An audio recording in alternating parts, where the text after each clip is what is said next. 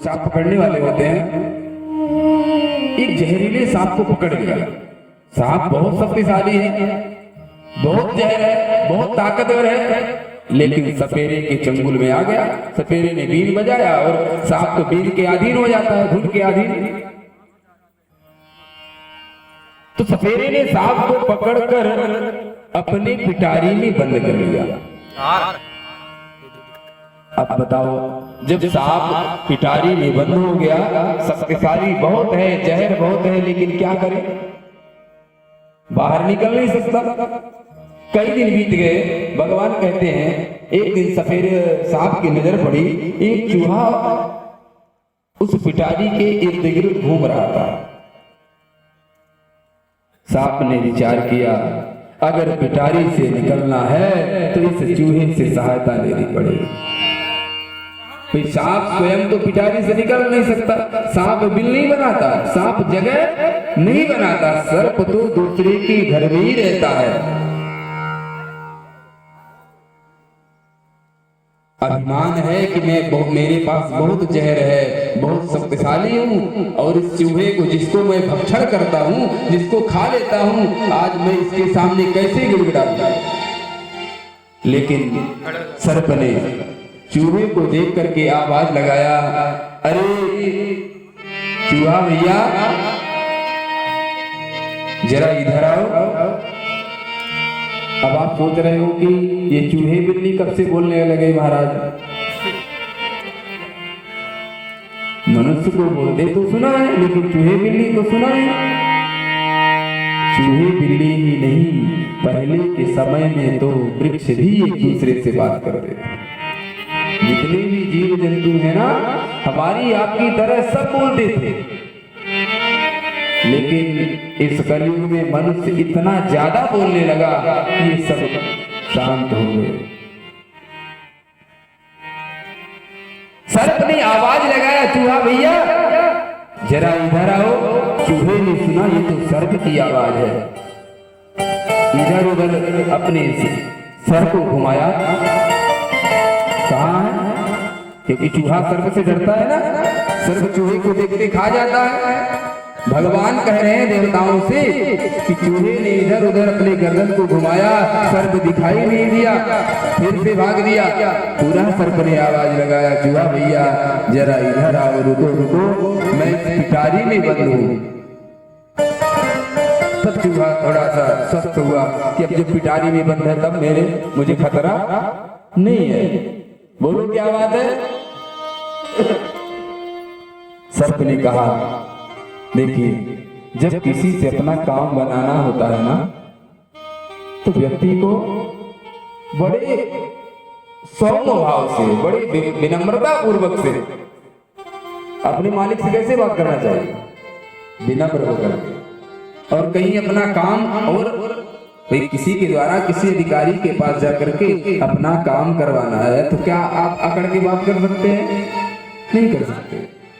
सर्प ने कहा, भैया मैंने विचार किया है कि बहुत दिनों से हमारी आपकी दुश्मनी है। अब मैंने ये सोचा है कि अब इस दुश्मनी को समाप्त कर देते हैं। मैं आज से वचन देता हूं कि मैं आपका भक्षण नहीं करूंगा। आज से हमारी तुम्हारी दुश्मनी समाप्त। आज से हमारी तुम्हारी दोस्ती आरंभ होती है। चूहा बहुत प्रसन्न हुआ। भाई किसी रंग भिखारी को कोई राजा अपना मित्र बना ले तो उस भिखारी की प्रसन्नता कितनी होगी। वो तो झूम उठेगा ना, कहा मैं भिखारी और राजा साहब मुझे अपने बगल में बैठाने के लिए कह रहे हैं, मुझे अपना मित्र बना रहे हैं। चूहा बहुत प्रसन्न हुआ, सर्प की भावनाओं को नहीं समझ पाया। अब दोनों मित्र हो गए। सर्प ने कहा, भैया अब तो तुम हमारे मित्र हो गए हो, और मित्र को मित्र के दुख में साथ देना चाहिए। अगर हमारा मित्र दुखी है तो मित्र का दायित्व बनता है कि उस मित्र की दुखी मित्र की सहायता करे। चूहे ने कहा, क्या करूं, बोलो। सर्प कहता भैया देखो तुम बाहर हो, स्वतंत्र हो, और मैं इस पिटारी में बंद हूँ, तुम्हारा मित्र हूं ना, मुझे भी स्वतंत्र करो, आजाद कर दो। चूहा सर्प की बातों में पड़ गया, पिटारी को काट दिया, क्योंकि चूहे के दांत कितने नुकीले होते हैं। चूहे ने अपने नुकीले नुकीले दांतों से उस पिटारी को काट दिया। चूहों से तो हर व्यक्ति परेशान रहते हैं, सबसे ज्यादा तो ये माताएं परेशान रहती हैं। कितना कितना नुकसान करते हैं। पहले के समय की जो मोटी मोटी दीवार जैसी अनाज को रखने वाला जो बनाया जाता था, मैंने देखा, नाम मुझे याद नहीं आ रहा, मिट्टी का गोला गोला बड़े बड़े गेहूं चावल इत्यादि रखने के लिए, तो चूहे उस दीवार को भी काट देते थे। भगवान कहते हैं सर्प की बातों में आकर के चूहे ने उस पिटारी को काट दिया। सर्प ने अपने मुख को बाहर निकाला। चूहा पिटारी तो काट रहा था, मन में संशय था कि कहीं ये मुझे खा ना जाए, लेकिन समझ नहीं पाया। सर्प ने अपने मुख को बाहर निकाला, और जैसे मुख बाहर निकला, सबसे पहले उस चूहे को ही नमो नारायण, कई दिनों से पिटारी में बंद था ना, भूखा भी था, सबसे पहले चूहे का ही भक्षण कर लिया। भगवान कहते हैं राजन, सुखदेव जी कह रहे हैं कि भगवान नारायण ने देवताओं से कहा कि जैसे सर्प ने अपने कार्य को सिद्ध करने के लिए, काम को बनाने के लिए, यानी पिटारी से बाहर निकलने के लिए जो शक्तिशाली सर्प था, विषधर था, उस शक्तिशाली सर्प को भी विपत्ति आने पर चूहे के सामने झुकना पड़ा। आशय समझ रहे हैं?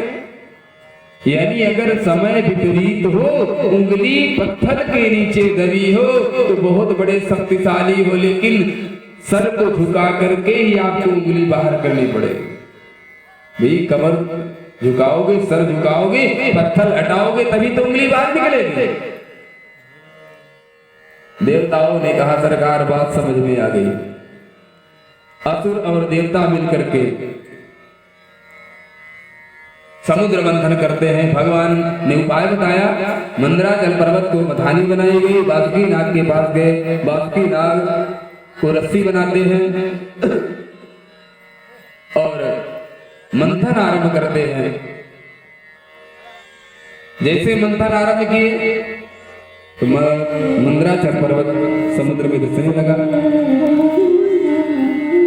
देवताओं ने कहा मंथन तो शुरू कर दिए, गणेश जी की वंदना किए नहीं। कोई भी कार्य करने के पहले गणेश जी का स्मरण करना चाहिए, तब कार्य सिद्ध होता है। विघ्नेश्वराय वरदाय प्रियाय लंबोदराय सकलाय जगद्धिताय। विघ्नेश्वराय, विघ्न को हरने वाले हैं। कोई भी कार्य आरंभ करो, तो कार्य आरंभ करने से पूर्व गणेश जी की स्तुति करनी चाहिए, गणेश जी का स्मरण करना चाहिए। समुद्र धंस रहा था, देवताओं ने भगवान की स्तुति की, प्रभु हम क्या करें, मथानी तो धसी जा रही है। तो भगवान ने उस पर्वत को बचाने के लिए समुद्र में न धसे, भगवान ने कच्छप रूप धारण किया और मंदराचल पर्वत को अपनी पीठ पे धारण किया। बोलिए कच्छप भगवान की। विलोक्य विघ्नेश विदिन्ददेश्वरो दुरन्त वीर्यो वितता विसन्धे कृत्वा वपुकाच्छपमद्भुतं प्रविष्टोऽयं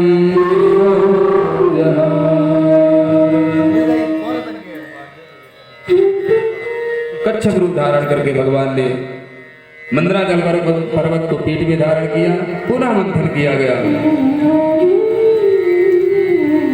जब मंथन आरंभ हुआ, समुद्र से सबसे पहले